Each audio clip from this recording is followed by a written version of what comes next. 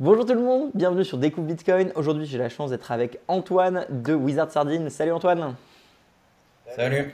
Alors, qu'est-ce qu'on va faire aujourd'hui? Explique-nous un petit peu le plan. C'est toi l'expert. Je suis que l'étudiant. Ouais, donc nous, on est à quelques jours, normalement on devrait release demain, d'une release de Liana, la version 1. Donc ça veut pas dire que le développement est fini, mais disons qu'on sort d'un stade de bêta, on était en 0.2, 0.3, 0.4, euh, vers une version qui est plus utilisable. Pour les premières versions, on a essayé de se focus sur les features vraiment cœur du produit. On a rendu possible d'avoir plusieurs clés dans chaque chemin de dépense, ensuite d'avoir plusieurs chemins de dépense, d'avoir des clés qui puissent être utilisées hot ou alors sur un signing device, sur un hardware wallet. Euh, pour cette release-là, on s'est focus entièrement sur l'utilisabilité, sur une refonte graphique et des flows de l'expérience utilisateur. Et donc pour cette démo, je vais utiliser la version sur Master, donc la dernière version de développement de Liana. On a encore un ou deux bugs à fixer avant la release, mais ça devrait être vraiment ce que vous allez voir, ce que vous allez pouvoir utiliser aussi avec Liana. Donc, qu'est-ce qu'on va faire? Je pense qu'on va faire un setup très simple avec l'utilisateur du wallet principal en clé principale et une clé time lock, une clé de recouvrement du cousin, disons. Donc le cas d'usage, c'est j'ai une clé qui peut être, enfin, qui peut dépenser Bitcoin immédiatement, comme sur n'importe quelle wallet, mais au cas où je perde ma backup pour ma clé actuelle, dans 6 mois, j'ai mon cousin qui peut dépenser à la place. Et les 6 mois se remettent à chaque fois que je reçois des nouveaux coins, et ben ça va être 6 mois plus tard, et après quand je fais une dépense, et ben ça remet à jour le time lock. Donc disons que si j'utilise pas mon wallet pendant 6 mois, ça veut dire que j'ai perdu ma backup, et donc mon cousin pourra dépenser. Donc je vais utiliser deux wallets Liana sur mon laptop là. Je vais démarrer le wallet principal de l'utilisateur principal et le wallet du cousin. Derrière, et du coup, c'est ce que j'ai là en haut à droite. C'est un Bitcoin D qui est en reg test. C'est un nœud Bitcoin qui est là parce que le logiciel Liana a besoin de se connecter au réseau Bitcoin. Donc là, on va le faire sur un réseau de test local qui s'appelle reg test. Et où je vais pouvoir générer des blocs à volonté, où je vais pouvoir envoyer des coins à volonté pour qu'on voit vraiment bien sans avoir à attendre qu'un bloc soit miné. Très bien. Bah écoute, ça paraît clair. Si les viewers avaient des questions, si ça c'est pas clair, bah, dans tous les cas, vous les posez dans les commentaires, on répondra. Et moi, j'ai une question technique là tout de suite qui me vient en tête. On est d'accord que après 6 mois, le cousin peut dépenser, mais aussi la personne du premier portefeuille. Ouais. Genre si elle retrouve sa clé 2 ans après, tant que le cousin n'a pas touché, elle peut continuer à dépenser. Exactement, tu peux toujours dépenser les passes sont additionnelles en fait. Si tu peux même avoir un troisième chemin de dépense après un an qui est ta sœur, je sais pas. Et au moment où la clé de ta sœur elle est active, et ben t'as toi, ton cousin et ta sœur, les trois peuvent dépenser. C'est assez intéressant parce que du coup t'as des problèmes d'expérience utilisateur là. Genre quand tu vas signer une transaction aujourd'hui sur Bitcoin, bah tu signes une transaction. Là, sur Liana, ça va être ouais, mais je vais signer une transaction pour quel chemin de dépense? Et du coup, comment est-ce qu'on retrouve quel chemin de dépense a été signé? Comment on l'affiche sur le wallet? Bah, du coup, on va voir ça. Allez. Donc, on va commencer par. Yes, ça commence bien. Je vais supprimer les. Parce que du coup, je viens de faire un petit test pour voir que je fasse pas de conneries. Euh, on va commencer par lancer les deux wallets. Donc, à gauche le wallet de l'utilisateur principal et à droite le wallet du cousin. Donc quand on arrive sur Liana, il y a trois menus principaux. Donc créer un nouveau wallet où on va pouvoir créer des chemins de dépenses, dire quelle clé on va utiliser, pouvoir générer une clé sur le laptop si besoin. Participer à un wallet. Donc si on est quelqu'un pour participer dans le wallet, genre en tant que personne de recouvrement, typiquement le cousin, il va faire ça. Et restaurer un wallet à partir d'une backup existante. Donc ça va être le descriptor du wallet, plus éventuellement une mnémonique si c'était un hot wallet. Alors, sans plus attendre, on va commencer par la création du wallet. Donc on arrive sur un écran qui est l'écran de configuration du descriptor, qui va juste dire, ok, donc je veux un wallet qui a des chemins de dépenses additionnels qui sont activés après un certain temps. Et du coup, quels sont-ils? Quelles clés vont être disponibles après combien de temps? Donc, le premier chemin de dépense, ça va être moi. Et moi, ça va être du coup sur mon Ledger. Donc, petite pub à Ledger. C'est un Ledger Nano S Plus qui marche quand même beaucoup mieux que le Ledger Nano S normal et qui supporte Miniscript. Donc, tac, j'ai soit l'option de générer une clé pour ce premier chemin de dépense à partir du laptop, d'utiliser un hot wallet, soit de prendre la Xpub depuis mon Ledger. Donc je vais choper la Xpub depuis mon Ledger. Yes, ça a fail parce que j'ai pas choisi le bon réseau. On recommence. Voilà, je suis en rec test, c'est en mainnet. Comme quoi, ce que je disais pendant l'interview tout à l'heure, c'est il y a encore des petits quirks. Tu vois ça, par exemple, on pourrait le mettre mieux en mode attention, en fait, ça a bugué parce que c'est pas le bon réseau. Mais bon, ça va venir avec le temps. Alors, du coup, je chope la Xpub depuis mon Ledger. Là, il va se connecter à mon Ledger et il va récupérer la Xpub depuis là. Et je vais lui ajouter un alias, donc la clé principale.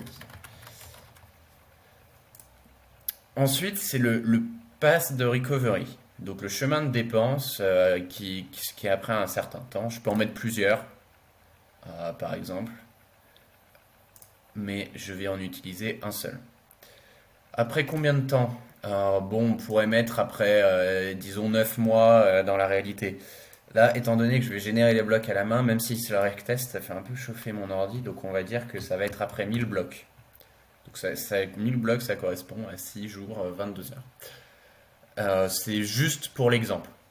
Dans les faits, le temps sera quand même beaucoup plus large. Ensuite, du Après, coup, il va me falloir la clé. c'est Pardon. bête, mais rien ne les empêche de le faire très court si jamais c'est pour des événements, style une conférence, des choses comme ça. Tu sais que tu crées des wallets un peu pour le moment. Tu peux mettre des timelocks du coup très courtes en fait. Ouais, tu peux largement, mais du coup, ça, l'assumption de base qui est, tu pourras toujours accéder à ton wallet en une année.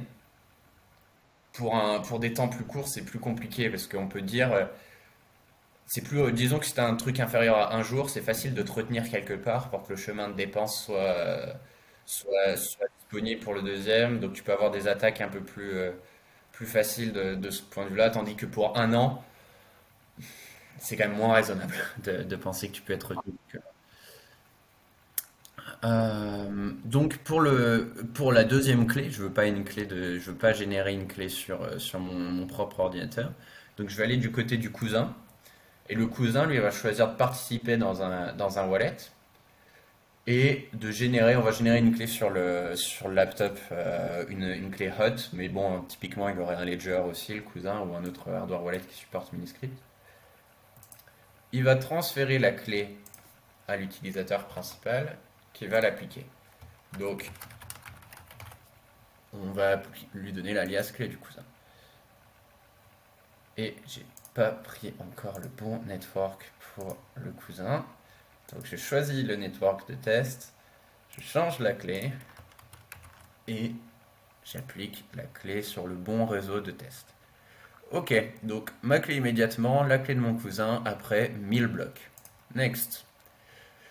Très important de backup mon descriptor. C'est quelque chose que les utilisateurs de Bitcoin ne sont pas trop habitués à faire aujourd'hui. Mais les backups sur Bitcoin sont vraiment composés de deux choses. La première, c'est retrouver quels coins vous appartiennent. Et la deuxième, c'est être capable de dépenser, de créer des signatures pour ces coins. Mais souvent, les utilisateurs ne backup que la clé privée par l'intermédiaire des mots. Euh, mais pas l'endroit où se trouvent les coins, pas une description des coins en eux-mêmes. Et pour ça, ils se reposent sur des procédés assez implicites dans les wallets euh, de, euh, pour retrouver les coins. Malheureusement, ça peut être quand on utilise une seule clé à peu près raisonnable, même si bon, quelque chose d'implicite, c'est jamais quelque chose de durable. C'est pas une très bonne idée quand on parle de Bitcoin de se reposer sur quelque chose d'implicite. Il vaut mieux avoir une description explicite que si vous voulez récupérer vos coins dans 10 ans, que le wallet que vous utilisiez à l'époque n'existe plus, tu veux réutiliser un nouveau wallet Bitcoin, eh bien, il faut qu'il puisse savoir quels coins t'appartiennent. Ça se trouve, il n'utilisait pas les mêmes derivation paths, ça se trouve, ce sont des nouveaux standards, il n'est pas au courant de ce qu'il faisait il y a 10 ans, parce que les développeurs disent, oh, putain, les utilisateurs d'il y a 10 ans, déjà que les développeurs ont tendance à essayer de casser les utilisateurs d'il y a un an, alors d'il y a 10 ans. Donc ça, c'est un descriptor, c'est un langage un peu barbare, mais qui va contenir toutes les clés d'un descriptor, donc c'est super utilisé par exemple pour des multisigs, et là du coup pour des scripts plus compliqués avec des time locks encore plus. Mais c'est utile pour n'importe quel type de script. Et ça va permettre de retrouver les coins dans l'UTXO7, si vous savez ce que c'est l'UTXO7, mais juste retrouver les coins sur le network. Non, Donc non. ça, très très très important, un backup. Exactement. Ouais. La façon dont vous avez peut-être eu l'habitude, les viewers, c'est que sur la fiche de récupération, je vous fais écrire les 24 mots. En haut à droite, il est marqué chemin de dérivation et il y a également peut-être des fois dans les nouvelles versions Segwit, Native, etc. Et je vous demande de cocher bêtement parce que souvent les hardware wallets ne vous donnent pas toutes les infos. Donc vous essayez d'avoir un maximum d'infos pour que justement dans 10 ans, la personne qui retrouve ce bout de papier avec 24 mots sache que c'était chemin de dérivation X, Segwit ou quoi. Le descripteur, il fait ça, mais en mieux. Et pour le tutoriel, par exemple, multisig sur Spectre, et ben on a bien vu qu'il nous donne un fichier PDF avec le descripteur, puis après les informations des Xpub de chaque clé. Mais c'est vraiment ce gros pavé tout moche qui permettrait de recréer d'un coup tout si nécessaire. Et donc c'est exactement la même chose ici. Et à savoir aussi, peut-être à mentionner, parce que ça peut paraître une chose de plus à backup, c'est pas le même type de backup que vous allez faire sur vos clés privées. Sur vos clés privées, si on retrouve votre clé privée, on peut voler vos coins, on peut dépenser les transactions. Si on retrouve votre descriptor, bon, on pourra savoir quels sont vos coins, mais on pourra jamais les voler. Donc il y a quand même des compromis qui peuvent largement se faire avec les descriptors, même si c'est moins pratique à backup que des mots. On peut avoir des backups chiffrés ou non sur des clouds par exemple. On peut avoir des copies à plusieurs endroits. C'est pas un secret en soi. C'est confidentiel mais pas secret, comme une clé Typiquement, privée. gestionnaire de mot de passe, ça peut passer. Voilà. Enfin, si ça peut vous aider, vous le mettez en note dans le Ouais, gestionnaire de mot de largement. passe. Ouais, carrément. Euh, ok. Donc, c'est pour ça qu'on a une petite checkbox pour bien dire attention, il faut bien backup votre descriptor, vous validez ça. Euh, je vais utiliser directement, je vais en profiter d'être sur ce côté-là. Du côté du cousin, on va initialiser le wallet, comme ça vous montre aussi la façon de faire du côté du participant par rapport au côté de l'utilisateur principal.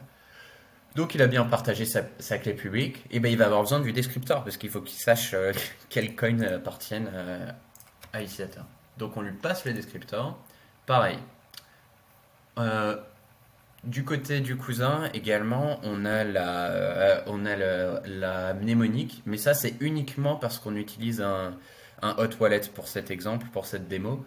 En général, je vous déconseille fortement d'utiliser un hot wallet surtout dans des situations comme ça, si on parle de récupération de fonds par son cousin, c'est qu'on parle souvent de sommes quand même un peu importantes. C'est une mauvaise idée d'utiliser une clé sur un laptop hot. C'est mieux d'utiliser un ledger, par exemple. Euh, toutefois, je vais faire une super mauvaise pratique Ouais, tu vas le ultime prendre en photo avec un autre appareil chaud. Ne faites pas ça, les enfants. Et également, on a mis cousin comme exemple ici. Considérez clairement que du coup le cousin peut prendre l'argent. Et voilà, peut-être que vous avez énormément de confiance en votre cousin, mais peut-être que vos enfants, peut-être que vos parents, voilà, sont peut-être des personnes plus aptes. Donc considérez vraiment la personne à qui vous allez donner cette confiance comme étant une personne qui peut prendre l'argent. C'est pas voilà, c'est pas les backups de il le verra pas. C'est non, il peut littéralement prendre l'argent si jamais c'est nécessaire. Après avoir passé le Oui, time voilà, lock. seulement après un certain temps, mais oui, absolument.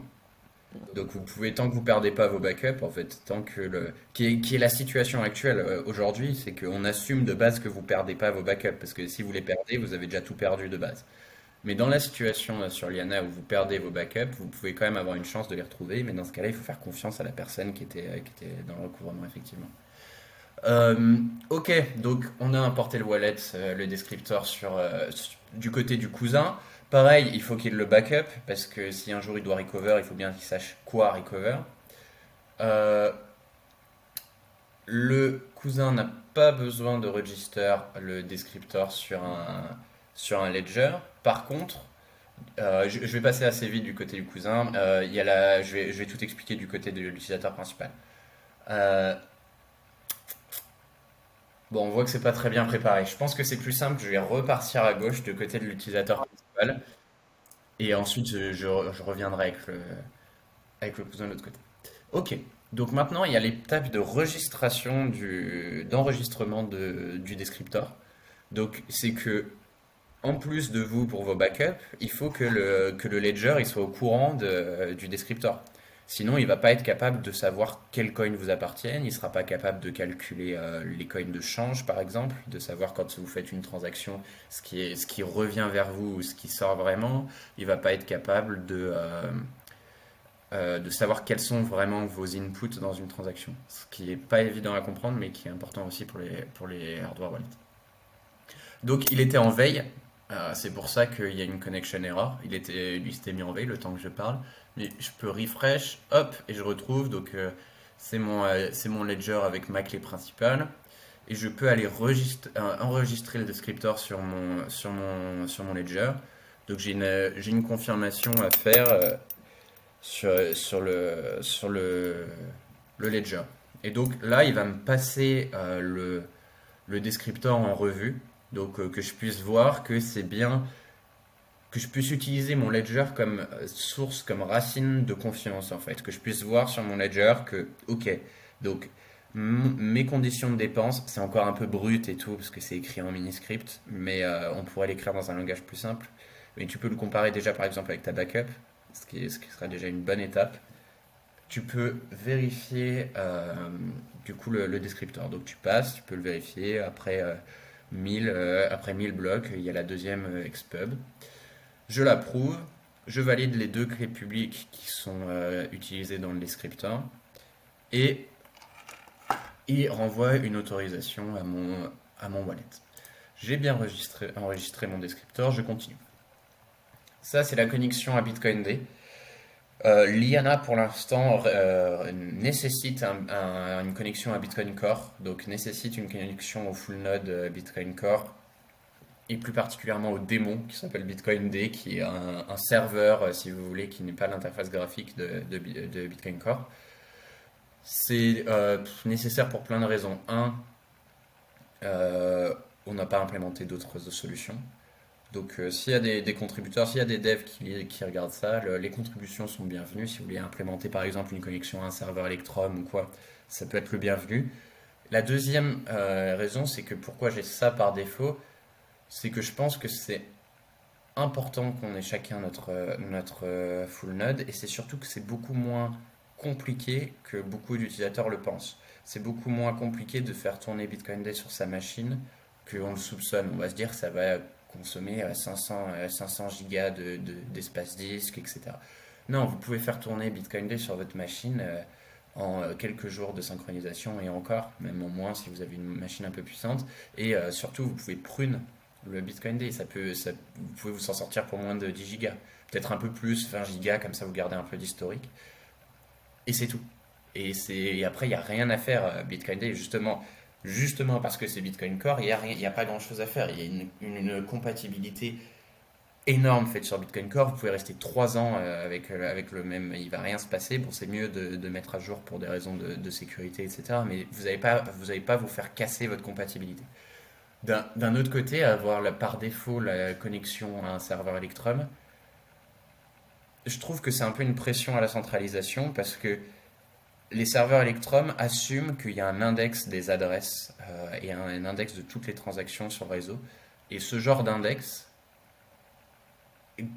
croît linéairement à mesure que le réseau Bitcoin est utilisé. De plus en plus, de plus en plus, de plus en plus, de plus en plus. En fait, plus ça va, moins les utilisateurs vont pouvoir faire tourner des nœuds Electrum chez eux. Ou alors ils utilisent des Electrum Personal Server, mais c'est un truc spécial différent. En gros, du coup, plus haut ça va tendre, plus il faudra des gros serveurs pour faire tourner des nœuds Electrum, et au final, on va tous utiliser le même back-end Electrum. Donc c'est quand même mieux de faire tourner un Bitcoin. Après, on peut toujours opt-in, on peut toujours avoir l'option, mais on l'a pas encore implémenté. Bref, Par rapport sur ce... par rapport à ça, je sais que beaucoup de mes viewers du coup vont utiliser Embrel. Donc, pour que Ouais. les gens qui connaissent que Embrel, comment ils peuvent interpréter à peu près ce que tu as dit d'un point de vue un peu plus moins tech. Ah oui, aussi il y a ça. Bah, Umbrel, c'est la même chose en fait. C'est juste que tu as le full node, tu lâches chez toi Mhm. et là il est sur ton laptop. Et il y a pas mal de gens qui le voient aussi en mode des utilisateurs d'Umbrel par exemple, qui pourraient se dire ouais, ça me fait un peu chier de remettre un autre Bitcoin D sur mon laptop alors que j'ai déjà mon full node à la maison, j'ai acheté mon full node pour cette raison à la maison, j'aimerais bien le connecter. Donc c'est une bonne raison, on pourrait implémenter ça, on l'a pas encore implémenté, les pull requests sont bienvenus.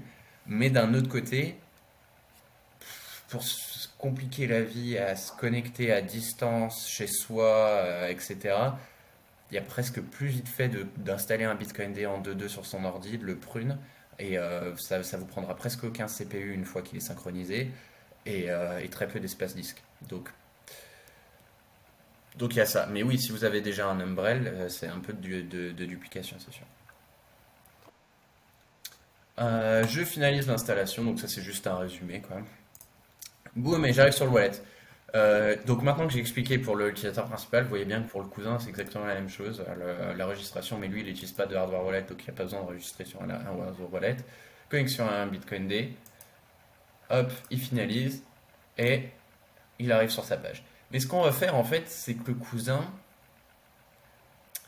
ouais, j'ai pris en photo les mots et du coup j'ai le descripteur. Donc le cousin, en fait je vais supprimer le wallet du cousin. C'était juste pour vous montrer.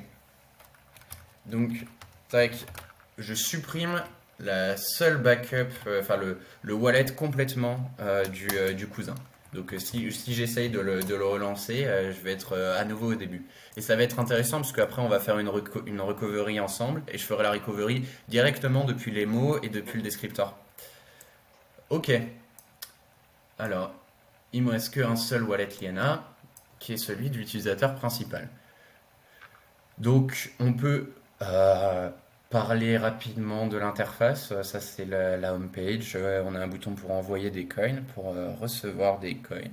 La liste de nos coins, la liste de nos transactions, qui est différente de la liste de nos coins, parce qu'on peut avoir plusieurs outputs, plusieurs entrées, plusieurs sorties dans une transaction. Ça va être plus une vue, si vous voulez, un peu plus similaire à un explorer, un explorateur de blockchain. Et les PSBT qui vont être des transactions, des brouillons de transactions. Quand on utilise, là ça va pas être le cas, on va pas utiliser les PSBT, mais quand on utilise des multisigs entre plusieurs personnes, si par exemple au lieu d'avoir une seule clé qui est mon ledger, j'utilisais celle de mon associé en plus, Kevin, et on était les deux, et ben il faut qu'on s'échange des transactions, et du coup en attendant les signatures, et ben on a des brouillons de transactions, ils vont être stockés dans cet écran des PSBT. Ok, donc on va commencer par recevoir des coins. Donc j'ai un écran pour générer une adresse. Je vais m'envoyer des coins depuis mon wallet sur mon Bitcoin D Rectest qui est très riche.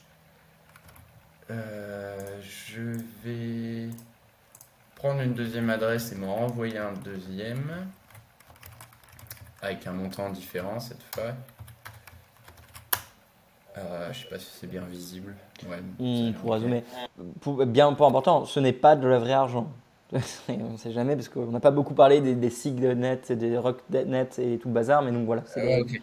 c'est pas des Ouais, vrais bitcoins, hein. c'est un réseau de test. C'est un réseau de test où j'ai miné mes coins depuis le début. J'ai une nouvelle blockchain et je peux miner mes coins en local moi-même et du coup me générer des coins à moi-même et donc je peux ensuite en envoyer vers mon wallet. En parlant de générer des blocs, je vais générer un bloc pour confirmer mes deux transactions que je viens de faire. Ensuite, je vais du coup, vous pouvez voir par exemple que je vais avoir reçu mes coins sur mon wallet Liana, que il me dit le premier coin à arriver, enfin le premier coin qui va être disponible sur le chemin de dépense de Recovery que mon cousin va pouvoir accéder, c'est dans 6 jours. Si j'arrive à moins de 10% des 6 jours, il va commencer à me gueuler dessus en mode attention, attention, tes coins ils vont pas tarder à expirer, euh, rafraîchis-les. Donc on va voir ce que ça veut dire rafraîchir. Du coup, j'ai eu un premier paiement de 10 000 sats et un de 420 000 sats. On va pouvoir faire une transaction. Alors là, c'est full impro, hein. Donc, je vais créer une transaction de dépense. Du coup, pour créer une transaction de dépense, il faut bien que j'ai une destination. Donc, je vais choper une destination du côté de mon wallet Bitcoin D. Encore une fois, toujours la même chose. Je paye donc à cette adresse-là. Vu que je suis vraiment pas riche, là, je vais mettre 5, comme ça je suis obligé d'utiliser les deux coins. On va dire que je vais payer 2 sats par VByte en fee rate. Et il faut que je... Hein? Ouais. Faut que... Et du coup, là, ce qu'il y a, c'est que c'est ma liste des coins. On voit pas parce que j'ai pas encore beaucoup de coins, mais je vais en mettre plus après. Euh, la liste, les coins sont listés tels que ceux qui sont le plus près d'expirer sont listés en haut et après les plus gros sont listés en haut. Du coup, c'est toujours une bonne idée de dépenser ceux qui vont expirer le plus tôt possible parce que comme ça remet à jour le time lock et ça évite qu'on ait à faire une transaction de plus. On peut les faire directement au moment où on a besoin de faire un paiement. Donc là, j'avais combien à sélectionner? J'avais 50 000 sats à sélectionner. Euh, En fait, je vais dépenser les deux. Donc, est-ce que... Ouais. Et là, il va me manquer 340 sats. Hop, je sélectionne les deux. Ça me crée une transaction. Donc, ça, c'est le truc des chemins de dépense. C'est pas terrible pour l'instant, mais on verra un peu comment l'améliorer dans le futur. Mais c'est le truc dont je te parlais. Là, il me dit, il y a un seul chemin de dépense qui est disponible et ce chemin de dépense nécessite une signature avec la clé qui a pour alias ma clé principale. Donc, si j'avais créé une transaction qui était dépensable aussi par le deuxième chemin de dépense, et ben là, j'aurais deux lignes en mode soit une clé depuis mon ledger, depuis ma clé principale, soit une clé depuis mon cousin. Ok, je dépense deux coins, les deux que je me suis envoyé tout à l'heure. Et j'ai deux outputs dans la transaction, un qui est les 420 000 sats que je vais envoyer, et un qui est une adresse de change. Ok? Je vais signer du coup ma transaction, mon ledger qui s'est remis en veille. Donc, hop, je débloque mon ledger. Je refresh, hop, je valide la transaction sur mon ledger. Donc, j'allais dire je fais ça rapidement, mais non, je fais pas ça rapidement parce que c'est long de signer une transaction sur les ledgers. Mais évidemment, c'est important de vérifier ce qu'on fait sur son signing device. Toujours vérifier ce qui est marqué là et pas ce qui est marqué sur l'écran. C'est tout.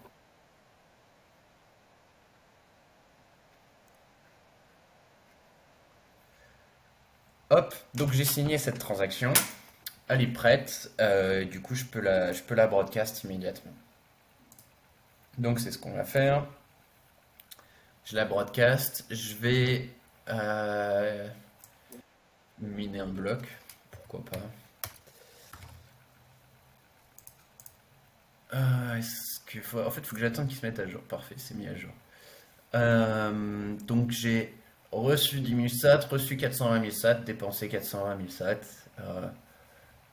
Jusque-là, c'est pas sorcier. Dans ma liste des coins, par contre, j'ai plus qu'un seul coin, c'est le coin du change de la transaction que je viens d'effectuer. Alors attendez, parce que là, je sais qu'il y a des gens qui vont être perdus. Pourquoi est-ce qu'il y a plus qui a été envoyé? C'est simplement parce qu'il y avait les frais de mineurs. Donc en fait, il a pris l'intégralité du premier UTXO de 420 000, mais il faut payer les mineurs. Donc ça a pioché dans le deuxième UTXO. ça a pris l'intégralité du deuxième UTXO parce que bah, tu peux pas split un UTXO, enfin bref, tu prends tout. Du coup, la partie est partie chez les mineurs et puis le reste est son change. Donc c'est un peu comme dans Sparrow, souvent on voit les flèches qui sont toutes belles. C'est exactement pareil. C'est pareil, mais en vert. Sans les flèches. Et donc, il me reste un coin. Maintenant, ce que je vais faire, c'est que tiens, je vais m'envoyer un autre coin vite fait pour avoir deux coins qui ont été envoyés. J'essaie d'utiliser des adresses différentes. À chaque fois, c'est très important d'utiliser des adresses différentes. Et aussi pour que ce soit plus clair dans l'interface. Tac, je m'envoie un nouveau coin, je le génère. Et attends, j'attends que ça se mette à jour. Ça se met à jour toutes les 30 secondes évidemment, parce que sinon on serait en train de DOS le node à essayer de se mettre à jour trop vite. Parfait, j'ai mes deux coins, donc les 880 000 sats que je viens d'envoyer, 9484. Donc le 880 000 vient d'être miné maintenant, la block height 4126 et l'autre à la block height juste avant 4125. Si vous vous rappelez bien, j'ai 1000 blocs de time lock avant que mon cousin puisse dépenser. Et en gros, ça équivaut, comme on met dans le home, à 6 jours avant que le chemin de dépense soit disponible, à peu près. Parce que les blocs ne sont pas tout le temps exactement toutes les 10 minutes. La difficulté du mining peut changer, surtout si on arrive à des échelles comme 6 mois, 1 an. Et c'est pour ça qu'on met à peu près. Et là, ce que je vais faire, c'est que je vais miner 1000 blocs, donc 1/6 du temps, avant que le chemin de dépense soit disponible. Donc, il mouline, il mouline, il mouline. Là, je mine 1000 blocs. Oh merde, non. Ok, j'ai miné trop de blocs. Ah, ok, bon, c'est pas grave. On va voir ce qui va se passer Là, ça fait 1000 blocs pile. Donc, mes coins sont disponibles à être dépensés par le cousin. Donc, en assumant que soit mon cousin ne veut pas me voler, soit mon cousin veut activement me voler, mais vu que ça fait que un bloc, et ben j'ai quand même le temps de vite euh, refresh mes coins. Je vois que mon chemin de dépense est disponible pour deux de mes coins. Je peux me faire une transaction qui va me renvoyer à moi-même les coins immédiatement pour remettre à jour le time lock. Et du coup, là, c'est un send to self. Il y a pas besoin de choisir une adresse de destination. Et donc, je peux refaire un fee rate de 24 par exemple et signer la transaction avec mon ledger. Et ce qui est assez intéressant, c'est que pour une transaction qui a seulement des outputs de change, là, la transaction elle a un seul output, c'est un output de change. Euh, sur le ledger, il n'y aura aucune adresse à vérifier. Le ledger sait déjà, vu que le ledger connaît le descripteur, il sait déjà que tous les coins reviennent vers lui-même. Donc tu as juste à vérifier les fees sur le signing device. Donc la vérification est beaucoup plus simple pour une transaction qui envoie à soi-même. Et tiens, on peut voir les différentes transactions les deux transactions que j'ai effectuées. C'est dans les brouillons de transactions, les PSBT. Y a pas vraiment, c'est pas vraiment intéressant vu qu'on n'utilise pas de multisig, mais on voit les deux. Ah merde, j'ai oublié de la broadcast, par contre. Donc j'ai la broadcast. Hop, la broadcast, c'est l'envoyé sur le réseau Bitcoin. Donc je l'envoie sur le réseau Bitcoin. Et quand il aura décidé de se mettre à jour, on verra voilà, que le warning est parti. Et que j'ai maintenant un seul coin qui n'est pas confirmé. Qui n'est pas encore confirmé. Et pour l'ensemble de la valeur, parce que ça a consolidé les deux coins en un seul. Ça a dépensé deux coins, ça n'en a recréé qu'un seul. Tac, donc cette fois j'ai miné un bloc juste pour confirmer ce coin et je vais refaire la procédure sans faire de conneries cette fois. Ok, donc on voit bien que ça a remis à jour le time lock. J'ai à nouveau les 6 jours parce qu'il y a un bloc qui a été miné avec ma transaction de rafraîchissement. Je me renvoie vite fait un petit coin histoire d'en avoir deux. J'essaye d'en avoir plusieurs pour que ça soit un peu plus réaliste pour la démo quoi. Tac, tac, tac. Yes. j'ai miné tellement de blocs avec le Rectest et que le réseau de Rectest a des réajustements du supply qui est beaucoup plus faible. Et du coup, force de miner, et j'ai plus aucun, je commence à plus avoir aucun coin et à plus gagner aucun coin du mining. Euh, ok, donc je m'envoie un premier coin et je m'envoie un deuxième coin dans la foulée, sur la même adresse, très mauvaise pratique. Et je vais miner un bloc. Tac. Du coup, tiens, d'ailleurs, vu que c'est pas encore mis à jour, on voit que là j'ai 100 000 sats qui arrivent qui sont pas encore confirmés.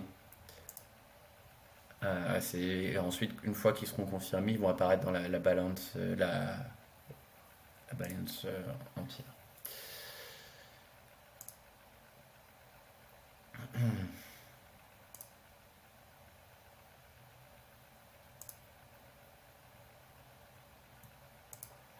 Voilà. Donc, j'ai 3 coins de confirmés. Les trois sont à peu près la même block height, 5127, 5128. Et là, je vais miner 100 blocs, cette fois, exactement comme tu disais. Euh, Ce qui va correspondre à un sixième un dixième de la durée des 1000 blocs. En fait, je me suis fait brain par le nombre de jours par rapport au nombre de blocs. Et là, c'est peut-être un bon moment pour voir les settings aussi. Je peux voir ma connexion à Bitcoin Core par exemple, et je peux voir que maintenant la nouvelle block height de Bitcoin Core c'est 5228. Et donc, si je vais dans la home page, est-ce qu'il s'est mis à jour? Est-ce que j'ai pas miné assez de blocs? Ou oui, est-ce qu'il s'est pas encore mis à jour? Euh, euh,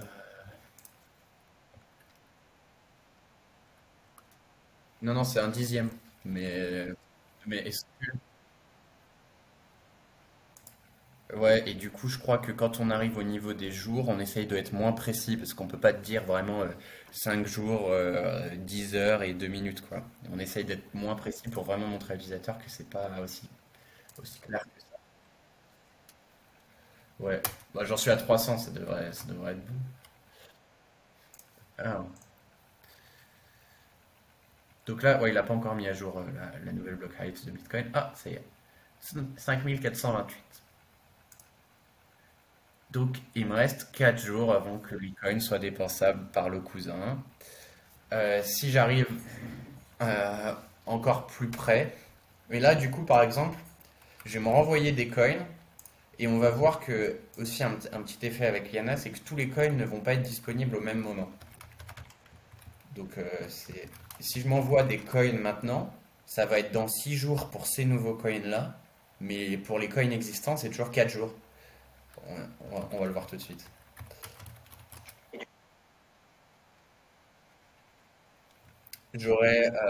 Ouais, le coin en question, j'aurai son temps et j'aurai un petit bouton pour pouvoir rafraîchir ce coin-là aussi. Tac, du coup, je m'envoie deux nouveaux coins, je génère un seul bloc et, ouais, et je vais avoir deux nouveaux coins qui vont apparaître. Là, j'ai lui qui expire dans 4 jours, lui aussi, lui aussi. Ce sont les trois coins que j'avais déjà. Et j'ai les deux nouveaux qui expirent dans 6 jours. Et quand on regarde dans les détails, on voit que lui, il a été créé à la block height 5429, lui 5429 et les autres 200 blocs plus tôt. C'est pour ça qu'il y en a qui expirent avant d'autres. Et donc maintenant, si par exemple je régénère, je sais pas, 400 blocs de plus,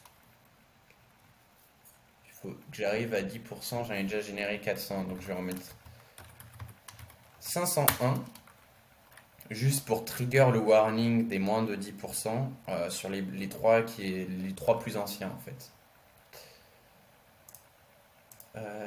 Tac.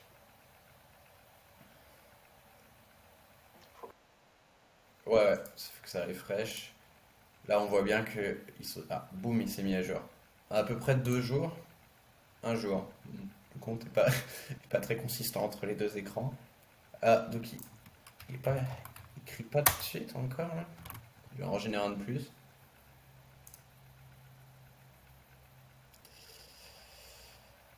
Euh, euh,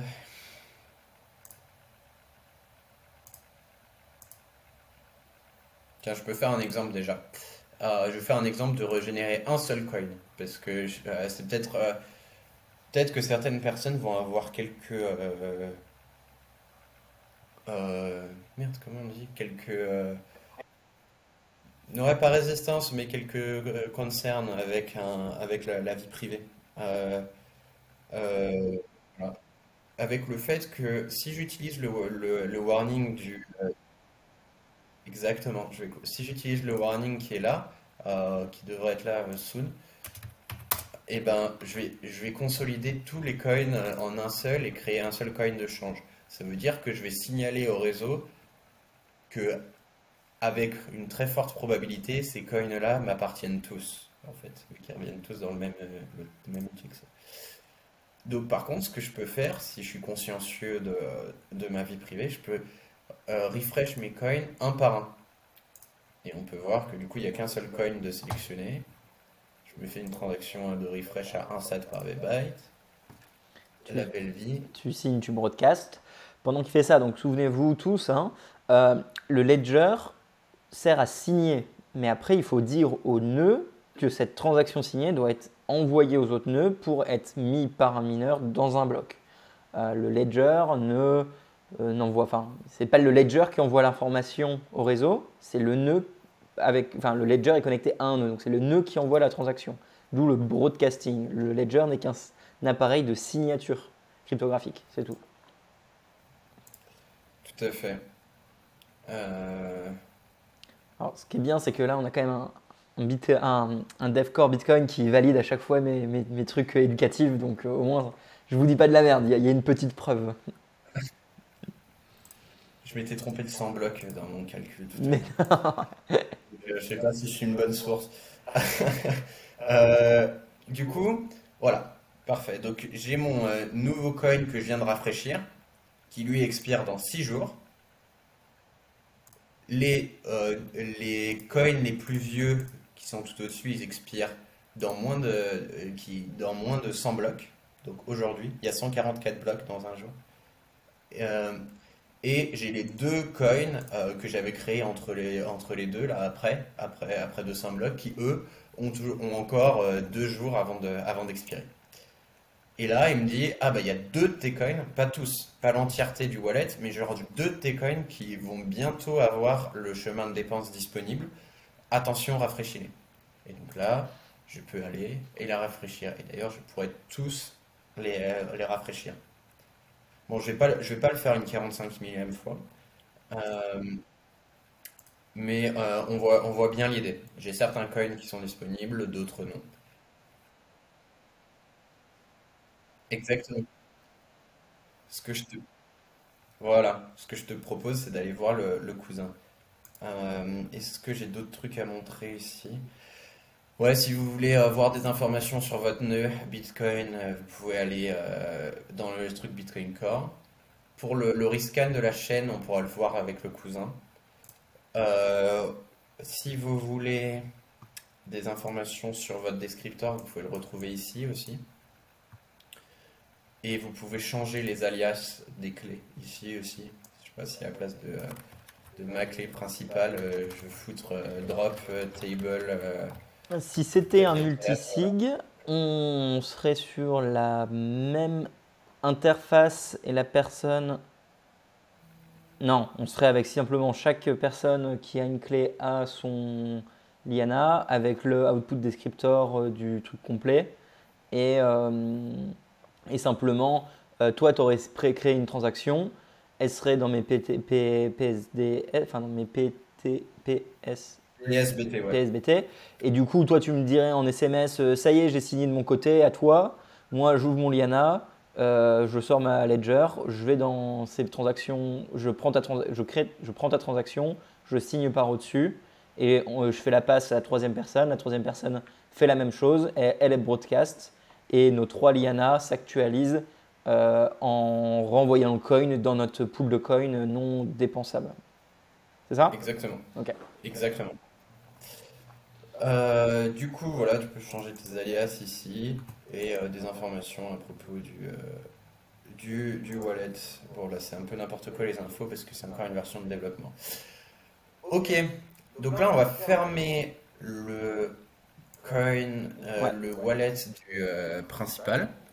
Donc, et je vais virer le ledger, je le déconnecte de mon laptop. Donc, comme tu disais, le ledger de l'utilisateur principal est tombé dans un accident de bateau ou dans une inondation de l'appartement. Terrible, terrible, terrible tragédie. Et donc, il va faire appel à son cousin. Alors, donc, il va attendre en fait. Avant de faire appel à son cousin, c'est pas comme si son cousin avait accès au coin immédiatement. C'est il attend, il attend, il attend, et à chaque fois, tic-toc, un nouveau bloc, un nouveau bloc, un nouveau bloc. Bref, je vais pas vous en aller à la main 15 000 fois, mais le cousin va attendre 6 mois, 8 mois, 9 mois. Là, dans notre cas, c'est quelques jours. Et attends, il faut tout ce qui soit disponible. Bon, je vais. Bah 1000. Ouais, soit 1000, soit j'en laisse un pas disponible pour vous démontrer. Ouais, non, je vais tous les mettre disponibles, on va On a pas compris compliquer les l'idée, hein. Je choses. pense que le cousin n'aura pas le dernier coin dispo. On dira qu'il a 6 coins sur 7 dispo, etc. Ouais, non, mais je sais, c'est pas que je vous prends pour des débiles, c'est juste que j'essaye de tout surexpliquer pour être sûr que c'est T'as bien clair. raison, hein. C'est les instructions que je t'avais demandé en plus. Je t'avais dit, il faut vraiment faire chaque chose pas à pas. Oui, voilà, en fait, c'est peut-être aussi, peut-être que ça montre que c'est pas non plus sorcier, Eliana, quoi. Il y a le truc de faire attention à que ces coins n'expirent pas, mais dans la vraie vie, sur Mainnet, ça sera sur des mois et des mois entiers, voire des années. Donc, ça va, il y a moins de pression quand même. Euh, donc là, on va faire le dernier chemin possible en ouvrant le wallet, qui est restaurer depuis une backup existence. Deux fois, je me trompe pas de network. Donc, pour restaurer, j'ai besoin de pouvoir trouver mes coins et ensuite de pouvoir les dépenser. Donc, je peux les dépenser grâce à une clé privée et je peux les retrouver grâce à un descripteur. J'ai sauvegardé le descripteur au début ici, dans un fichier, parce que c'est une démo. Donc, je vais pouvoir réentrer le descripteur. J'avais. Oh putain, ça va être. Pardon. Ça va être l'étape compliquée. Il faut que j'importe du coup ma mnémonique Ah, et du coup je l'avais sauvegardé. En fait, c'est que le cousin pour la démo, je rappelle qu'il utilise j'ai utilisé un hot wallet pour la démo. En général, il utilisera un vrai device, un ledger, mais là j'utilise un hot wallet. Donc, hop, oblige comme le dude. Sauver.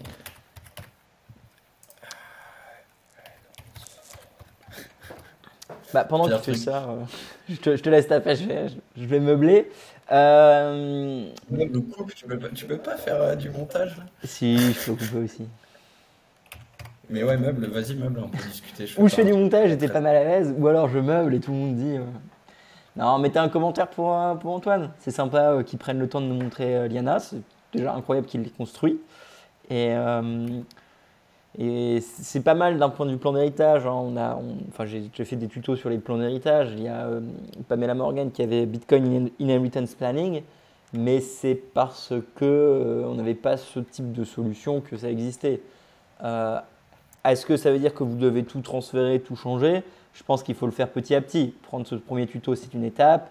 Entraînez-vous, mettez pas tout votre argent et petit à petit, quand vous commencez à vous habituer à tout ce process, vous pouvez commencer à déplacer peut-être un petit peu plus de votre stack et comprendre que bah, comme vous avez peut-être un portefeuille Lightning sur votre tel, un portefeuille Samurai si vous avez l'habitude, bah, vous pouvez avoir un Liana, tout comme vous auriez un Spectre, quoi. Donc ça s'adapte avec vous. Exactement. Et toujours tester ses backups, tester ses process. On teste avec un petit montant au début et on teste aussi disons que je sais pas si vous avez une backup dans un Tamper Evident Bag quelque part ou quoi que ce soit, vous testez que vous pouvez bien y accéder toujours, tous les ans ou quelque chose comme ça. Alors, du coup, j'ai importé mon descriptor, j'ai importé mes mots sur mon wallet du cousin. Du coup, on, On a le Bitcoin D, on finalise l'installation. C'est parti, on peut démarrer le wallet et on voit directement que le cousin, il s'est synchronisé au Bitcoin et il voit que au Bitcoin D et il voit que il y a des coins qui commencent à être disponibles. Enfin, en fait, que tous les coins sont disponibles vu qu'on a miné une tonne de blocs. Sur le réseau principal, sur le vrai réseau Bitcoin, sur le mainnet, ça sera différent. De synchroniser l'état actuel du réseau, ça peut nécessiter de rescanner la blockchain. Donc il y a une option dans les settings, si quand on recover, on voit pas tous ces coins, on peut aller dans les settings et reprendre, par exemple, depuis, là je vais le faire pour que ça aille vite, je vais juste prendre de quelques mois en arrière, depuis le 27 février, commencer à rescanner la chaîne pour retrouver des coins qui sont attribués au descripteur qu'on a renseigné. Et donc là, il a complètement rescanné la blockchain. Et il va retrouver la liste entière des transactions qui ont été faites. Et dans le home page, on a les paiements. C'est différent, les paiements et les transactions. Tu peux avoir plusieurs paiements dans une seule transaction, etc. Le cousin, du coup, est donc intéressé à retrouver les coins. Il ne peut pas dépenser par le premier chemin de dépense, mais maintenant que beaucoup de temps est passé, il peut retrouver les coins par le deuxième chemin de dépense. Pour faire ça, il va aller dans les settings et dans la recovery. Dans la recovery, il va pouvoir spécifier une adresse de destination. On va choper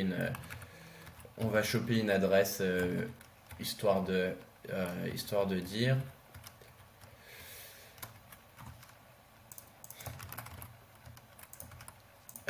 Du coup, je vais les envoyer à mon wallet Bitcoin Day de test, encore une fois. Et un fee rate, donc 42 sats par byte. Il me dit qu'il y a un chemin de dépense de recovery qui est disponible. Si vous aviez plusieurs chemins de dépense, peut-être un après 6 mois, un après 9 mois, après un an, et ben, il y aurait ceux qui sont disponibles ici, les uns derrière les autres. Et il me dit que du coup, j'ai 5 coins qui sont disponibles par ce chemin de dépense-là. C'est l'ensemble du wallet. Donc, il me crée une transaction de recovery. Ce que je te disais tout à l'heure par rapport aux deux chemins de dépense, tu vois, on peut toujours dépenser par le premier chemin, et c'est expliqué ici, ou alors par le deuxième chemin. On voit aussi que le cousin, il n'a pas d'alias. J'ai pas configuré des alias encore, c'est parce que tu recover, donc les alias ils sont mis dans l'installeur. Mais du coup, par contre, ce que tu peux faire, tu vois, 63 c'est la main, donc tu peux aller dans Wallet et configurer des alias, dire clé principale et ça cousin, update, et quand tu retournes dans ta transaction, tu vois que c'est la clé principale et le cousin après. Donc on va signer avec le cousin. Le cousin c'est un hot wallet pour cette démo. Boom, instant, et on peut broadcast. Et donc, grâce à ça, dans le scénario de cette démo, l'utilisateur principal n'a pas perdu tous ses coins parce qu'il y avait une clé de son cousin qui était time lock et que le cousin a pu utiliser. Plus aucune balance sur le wallet Liana. Et on a les coins du côté du wallet sur Bitcoin Core. C'est pas sorcier. C'est pas sorcier. Et ça marche, c'est beau. Bah, en tout cas, on a réussi à faire un truc très complet, hein, parce que là, on vous a quand même montré création, récupération, réception, gestion, envoi. Donc, Ouais. je pense qu'on a fait le tour.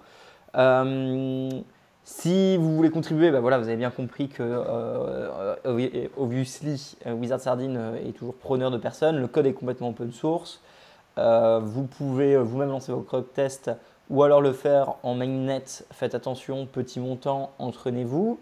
Ça, c'est la V1, donc l'UX ne devrait pas trop changer drastiquement. Je veux dire, les mécanismes vont être les mêmes, donc on devrait Ouais. être bon.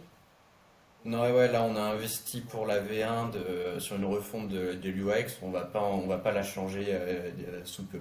Enfin, on va sûrement améliorer plein de trucs. Il y a des gens, des gens à qui on a demandé de faire un petit audit de l'UX, qui sont experts dedans, qui vont sûrement nous dire non, mais ça c'est con de le faire dans ce sens, mettez-le dans l'autre sens. Mais dans aucun cas ça changera beaucoup. Le tuto sera toujours valable pour les mois à venir. Nickel. On va vous mettre les instructions également. Enfin, en gros, on va récupérer le script de ça, on va le traiter. Donc, vous aurez un petit tuto écrit. Merci de ChatGPT pour nous simplifier énormément la vie quand il s'agit de faire des tutos écrits à travers des vidéos. C'est très pratique. Et cool. Est-ce que tu vois encore une autre chose à montrer aux viewers ou pas, Antoine? Je pense qu'on a bien fait le tour. Il doit y avoir quelque chose qui m'échappe, mais je pense qu'on a bien fait le tour. Venez poster des issues sur GitHub si vous rencontrez un problème, si vous avez une question. Pour des questions plus rapides sur de l'utilisation, on a un groupe Telegram pour de l'entraide entre utilisateurs de Liana. Donc vous pouvez utiliser ce groupe-là. Mais surtout, ouais, comme tu disais, si vous êtes dev, euh, il y a de la place sur Liana pour commencer à contribuer. Il y a quelques problématiques intéressantes, comme vous pouvez vous en douter si vous avez regardé le tuto. Quelques problématiques de développement intéressantes sur de la sélection de coins, etc. automatique à faire. Comme vous avez pu voir, il n'y a pas de coin selection automatique encore, il y a une bonne raison. Donc voilà, venez sur GitHub, venez sur Telegram.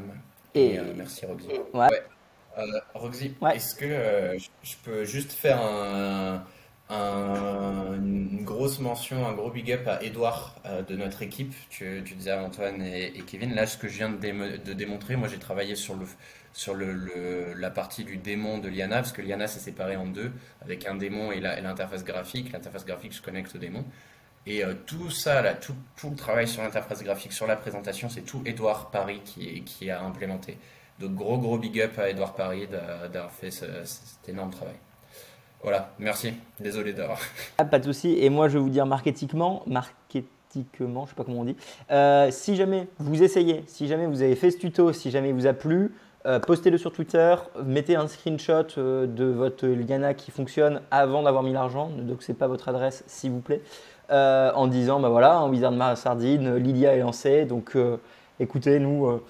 Vous savez comment ça marche malheureusement les réseaux, hein, c'est du bruit. Donc si jamais ça vous plaît, partagez-le. Et si jamais vous l'avez essayé et que vous aimez bien, dites-le sur les réseaux. Ça aidera énormément Antoine et Kevin qui font un super taf. Antoine, merci beaucoup pour ton temps, merci beaucoup pour ce tuto. Si les gens ont des questions, ils savent où te trouver désormais. Voilà, j'espère que ce tuto vous a plu.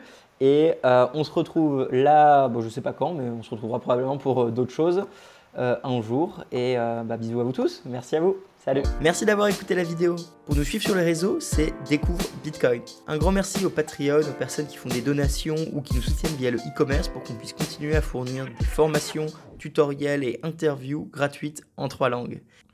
Pour plus d'informations sur Bitcoin ou pour n'importe quelle autre question, rendez-vous directement sur www.découvrebitcoin.com. On se retrouve pour la prochaine vidéo. À bientôt les amis.